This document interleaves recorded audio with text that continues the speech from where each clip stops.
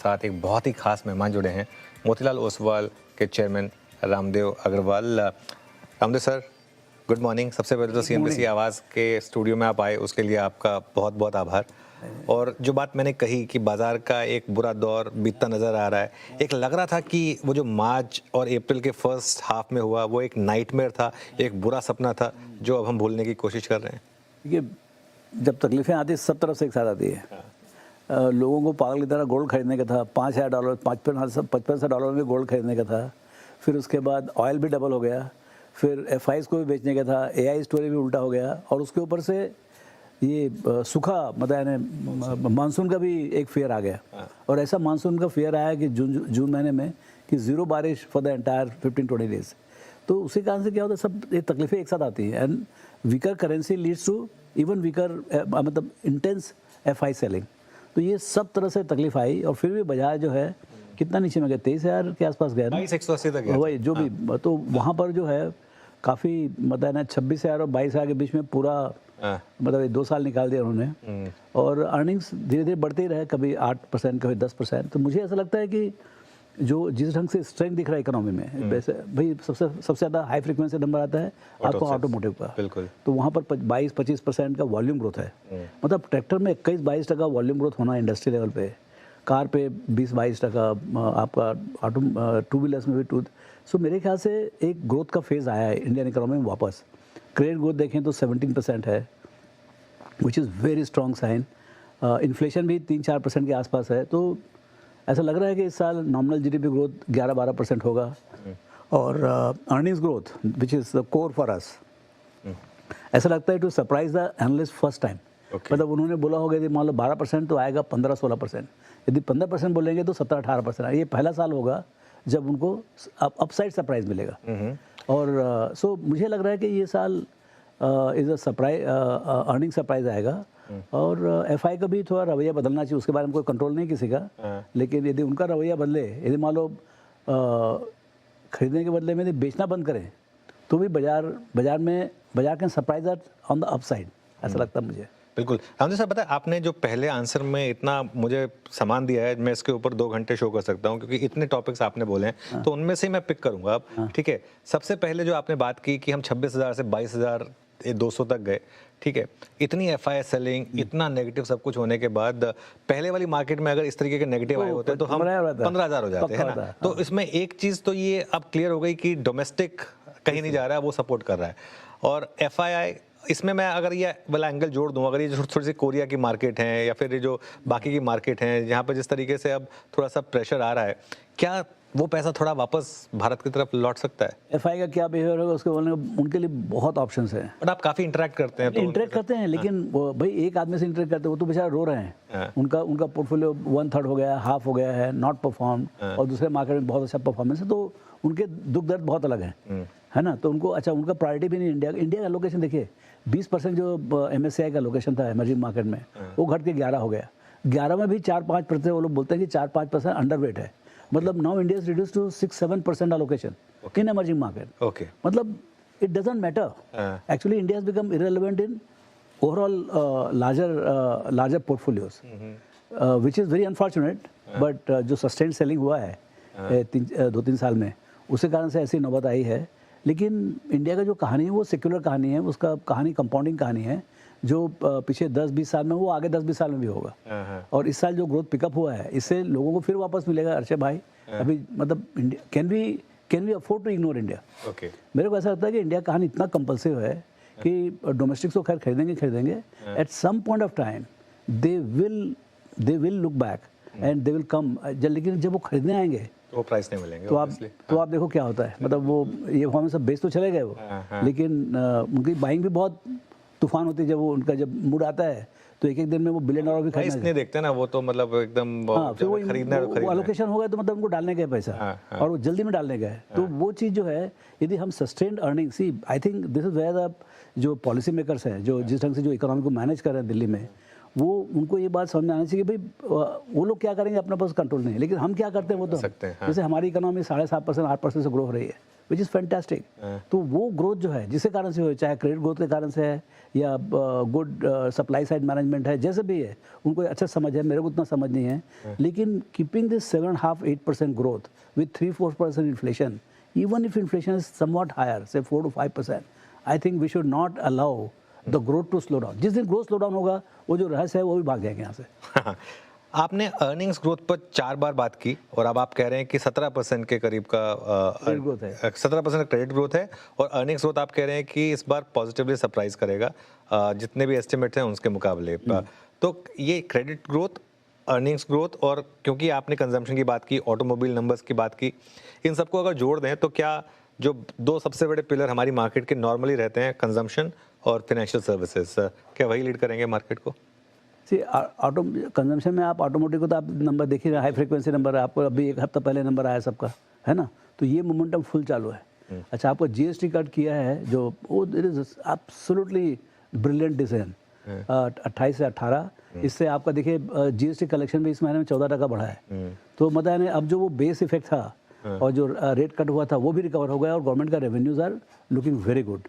तो ये क्या होता है, ग्रोथ अभी 11-12% इकोनॉमिक ग्रोथ होगा ना, तो आपको टैक्स कलेक्शन भी बहुत अच्छे से होगा, तो आपको फिस्कल डेफिसिट, ये सब मतलब everything works very well except the inflation, कि भाई आप ज़्यादा 7.5-8% से ग्रोथ करते हैं तो इन्फ्लेशन ज़्यादा ना हो जाए, वो एक डर रहता है।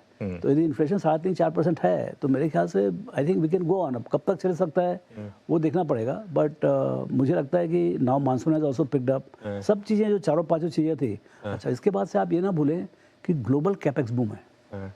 See, there is one big tailwind, that is the capex boom for the power, for defense, for AI, तो सब तरह का कैपेक्स बूम है। सो इतना ज़्यादा कैपिटल गुड्स कंपनीज में, इतना ज़्यादा, सो कंजम्पशन तो एक तरफ है जो डोमेस्टिक है, लेकिन जो कैपिटल गुड्स का जो डिमांड है डोमेस्टिक भी है एंड ग्लोबल भी है। सो ऐसा देखा है तो बहुत सारे फोर्सेस हैं जिसके कारण से आपका economy can grow at about may be even it may cross 8%। Because there are certain forces, जैसे आपका जो एक्सपोर्ट का डिमांड है वो डिमांड जो है, जैसे पावर सेक्टर है, पावर सेक्टर में मतलब चारों तरफ मतलब है ना, बिकॉज ऑफ AI, और पहले भी अमेरिका और में कभी इन्वेस्ट किया नहीं उन्होंने इन ट्रांसमिशन एंड ऑल। इंडिया का तो खैर ग्रोथ चालू ही है, तो सब तरफ आपके जितने भी इक्विपमेंट है, पावर इक्विपमेंट, उनका डिमांड है। उसके चलते जितने मतलब सिर्फ power equipments are made up metals and everything, castings and all, तो वो सबका भी डिमांड बढ़ते आ रहा है। तो ऐसा मतलब अच्छा 8% डिमांड में आपको सब चीज़ का कैपेक्स बूम आएगा। देखिए every single company is announcing now, ये जो कंप्लेंट करते हैं कि भाई प्राइवेट कैपेक्स नहीं है, तो प्राइवेट कैपेक्स कब आएगा, जब demand will exceed the supply. तो सप्लाई बिल्डअप करने के लिए आप कैपेक्स करो। देखिए आप सब कंपनी जैसे hero MotoCorp, TVS, Telco, Maruti, सब ने नए प्लांट, हीरो ने अनाउंस किया, सब ने अनाउंस किया, वही तो सब 55-7 हज़ार करोड़ के सबको अनाउंस किया। तो जैसे जैसे इकोनॉमी में ये फेज पिकअप होगा, आप देखना even Nestle and HULs, which are not known for capex, even they will announce capex. Okay. So मेरे ख्याल से a sustaining 7.5%, 8% growth from here is the key to really attracting domestic as well as foreign attention. What it will do, मतलब ये करेगा कि आपके earnings हो। अब now come to अपना subject, narrow एकदम, है ना, तो मेरा अर्निंग 1150 है अभी EPS, है ना, 25-26 का 1150, 1157 ऐसा कुछ लिखता है मनी कंट्रोल वाले, आप कहिए ना मनी कंट्रोल, तो 1157 लिखा हुआ है।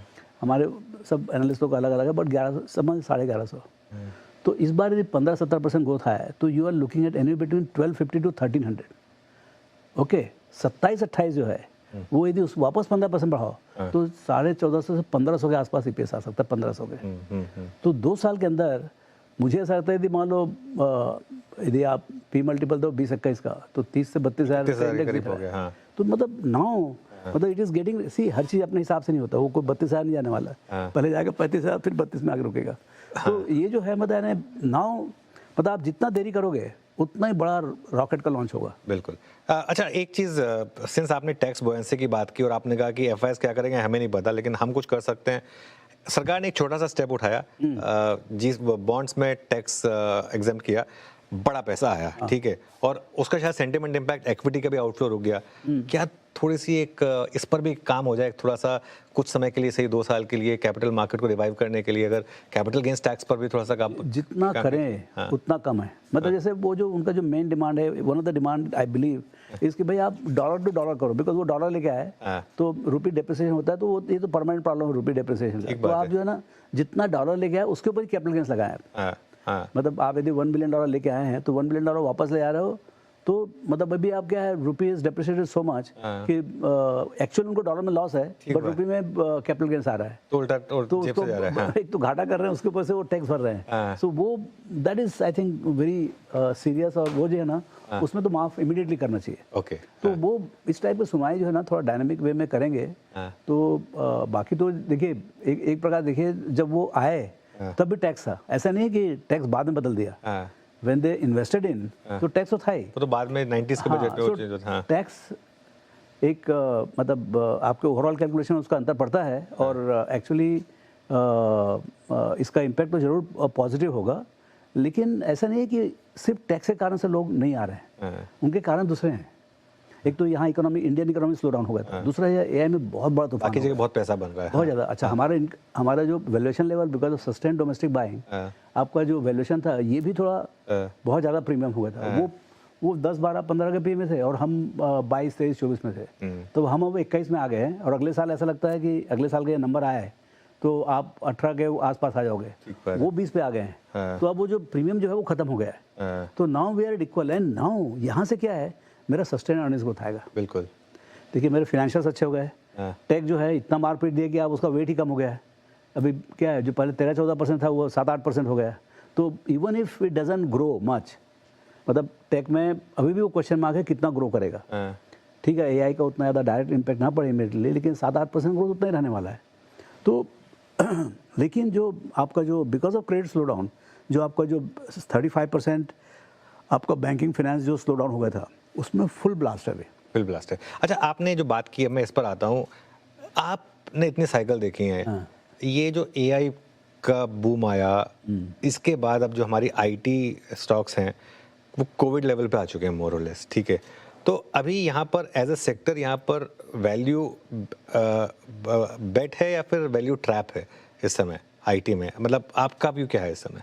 मेरा क्लैरिटी नहीं है मेरे को, मैं 2 साल से बोल रहा हूँ, मेरे ख्याल से यहाँ भी आगे बोलूँगा इट इज़ हेडविंडेड। हाँ, तो अपने स्टे अवे करेंगे, लेकिन हाँ तो वो नहीं, जो सेक्टर समझ में नहीं आता उसमें अभी, जो समझ में आता उसमें क्या करें अभी, मतलब अब लेकिन इतना पीट दिए, मतलब बहुत ज़्यादा पिटाई हो गई, तो मुझे लगता है it's a deep value now, it's clearly deep value. और देखिए आप कॉन्ट्रैक्ट विंस देखिए, आप एचसीएल टेक का या टीसीएस का या इन्फोसिस का, they are like business as usual, एक 1.5-2 बिलियन डॉलर का आपको रिन्यू हो रहा है। तो ऑब्वियसली मतलब AI has not suddenly evaporated the market, you know, but क्या है, AI is a huge technology, मतलब इवॉल्विंग वेरी रैपिडली, तो उसका इम्पैक्ट तो पड़ेगा। लेकिन आप देखिए जीसीसी मूवमेंट जो है ना, जीसीसी मूवमेंट देखिए $100 बिलियन का एक्सपोर्ट होने के लिए सॉफ्टवेयर को करीब लगा 25 साल। 95 में 200 मिलियन था, 200 मिलियन से 100 बिलियन का सॉफ्टवेयर एक्सपोर्ट करने के लिए हमको मेरे ख्याल 100 बिलियन का एक्सपोर्ट हुआ होगा 2015-2017 के आसपास। ओके, जीसीसी 5-7 साल से 10 साल से ज़्यादा चालू हुआ है, और अभी जो है ना 100 बिलियन हो गए इस साल, और उसको बोल रहे हैं जिस स्पीड से जा रहा है, ऐसा लग रहा है कि by 2031-32 it could be closer to 200 billion. तो जो कंबाइंड जो मतलब जो जॉब क्रिएशन हो रहा है यहाँ पर, समझ लीजिए 3.5-4 मिलियन है, 5 मिलियन होगा सॉफ्टवेयर में, तो यहाँ पर 2.5 मिलियन तो ऑलरेडी हो गए। कहाँ पर? जीसीसी में। अच्छा, जीसीसी में payments are better because you are directly working for the clients.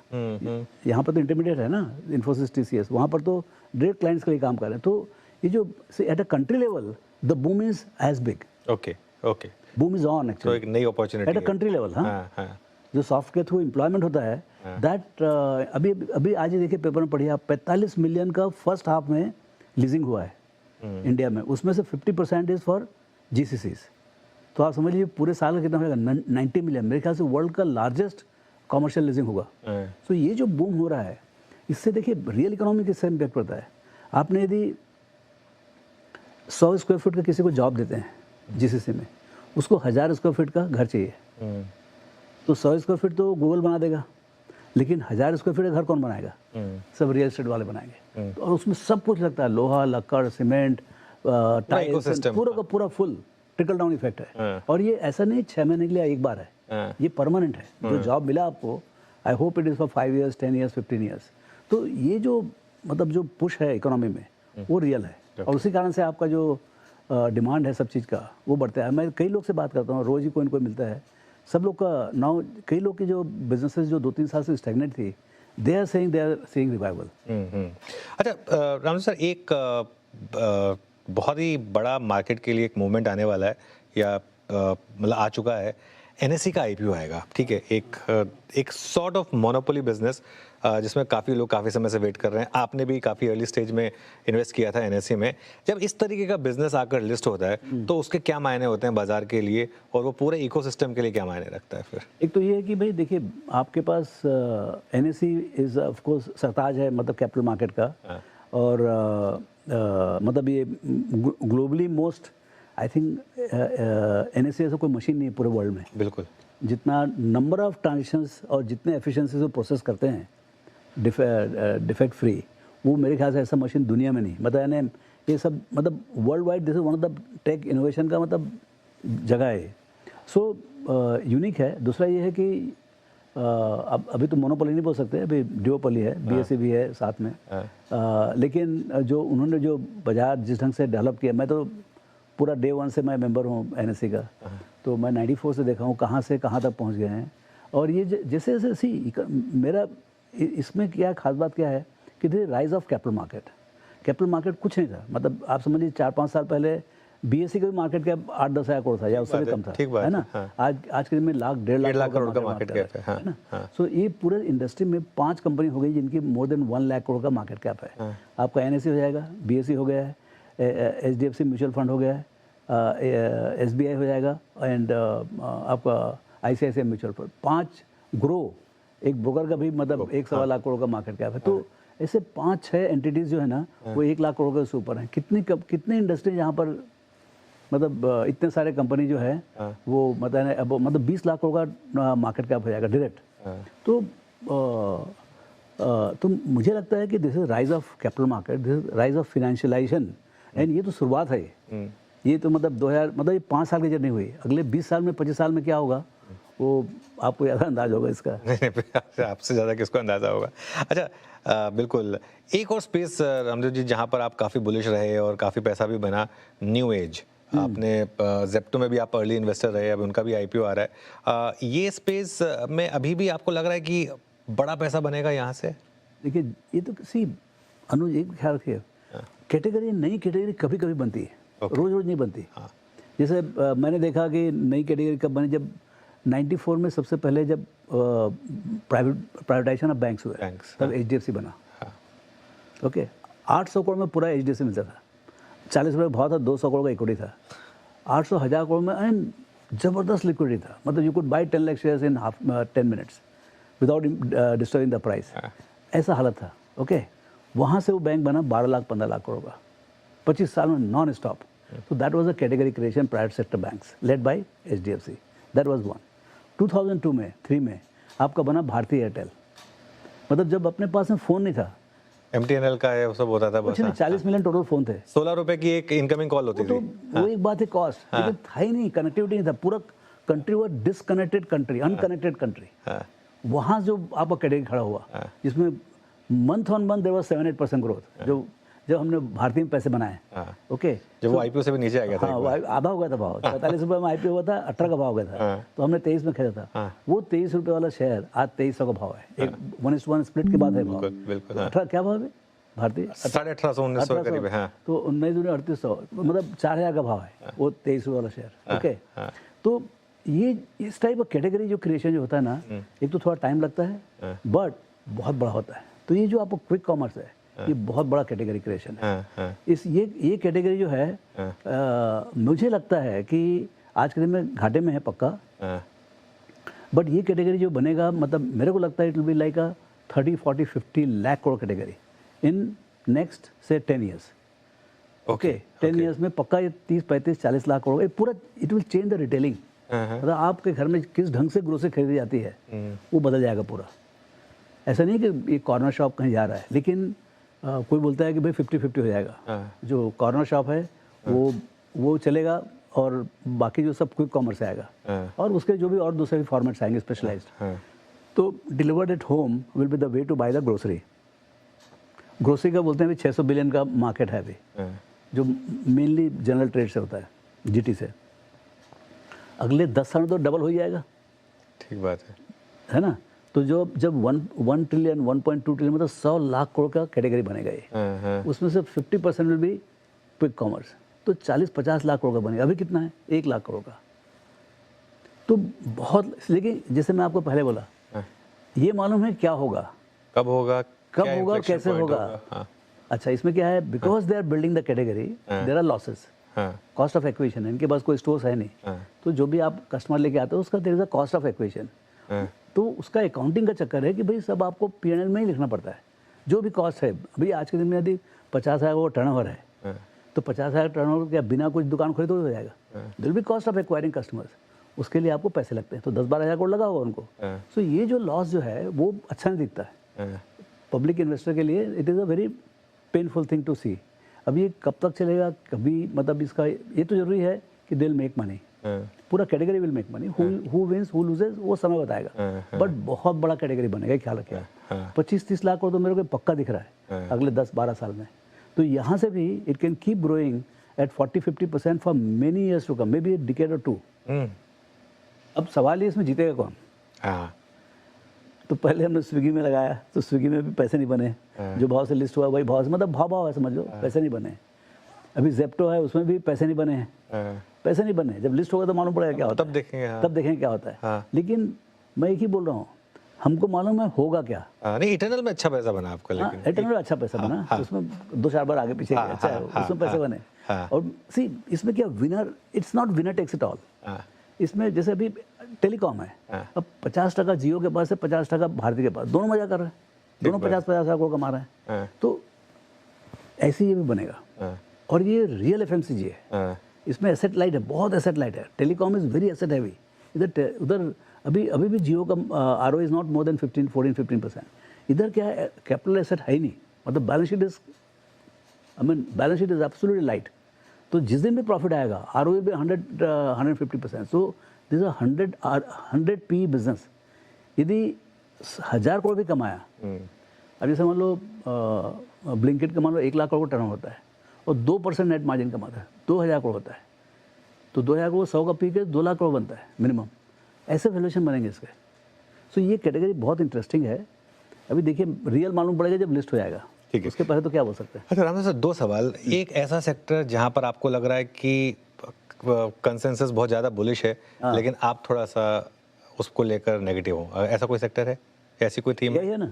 AI। अच्छा ठीक है, क्योंकि समझ में नहीं आता है। थोड़ा बात तो ये भी है कि समझ में नहीं आता, मेरे जो चीज़ समझ में नहीं आता उससे मैं दूर ही रहता हूँ। तो अब ये क्या है, AI सी टेक्नोलॉजी तो बहुत एक्साइटिंग, मैं तो बहुत यूज़ करता हूँ, लेकिन पैसे कैसे बनेंगे और कौन बनाएगा पैसा, वो समझने का बहुत मुश्किल है। ठीक है। और कोई ऐसी थीम जिस पर इस समय कोई ध्यान नहीं दे रहा, लेकिन आपको लग रहा है कि इस समय एक्यूमुलेट करने का समय है, ऐसी कोई थीम? सेलेक्टिव है ना, मतलब यही जो बता रहा हूँ मैं, सब इन्हीं में से कोई कंपनी खोजो आप। ठीक है। इंश्योरेंस हो गया, बैंकिंग हो गया, बैंकिंग में बहुत इंटरेस्टिंग स्टॉक्स हैं। ठीक है, बहुत इंटरेस्टिंग स्टॉक्स हैं। मैं नहीं बोलना चाहता नाम, बट मतलब आई सी बैंकिंग में क्या हो गया, because of sustained FI selling and slow down in the HDFC, C whenever category leader उसका वैल्यूएशन क्रंच होता है तो पूरे सेक्टर का क्रंच हो जाता है। आप यदि मान लो साउथ बॉम्बे में रियल एस्टेट का दाम गिरा दो, पूरे कंट्री का रियल एस्टेट गिर जाएगा, पूरे कंट्री गिर जाएगा। बिल्कुल बिल्कुल। तो ऐसा है, ये क्या है, ये साउथ बॉम्बे था हमारा, मलाबार हिल था, मलाबार हिल एकदम नाक पे था। अब उसका आपने 12-13 का पी कर दिया, 14 का पी कर दिया, तो बाकी तो कितना प्रीमियम ले लोगे यार आप। ठीक बात है। तो उसी का अब जो है, ये क्वार्टर का जो उनका जो नंबर आया है, इससे क्लियर समझ में आ रहा है कि उनके दुख के दिन दूर हो गए। Now they are growing at 14-15% because credit is growing at 17। और वो जो कॉर्पोरेट गवर्नेंस वगैरह के इश्यूज वो भी खत्म हो गए पूरे। तो अब क्या है कि नाउ उनका जो ट्रांजिशन था वो शायद मेरे ख्याल से काफी कुछ 80-90% खत्म हो गया, and now they are growing at least the industry growth rate.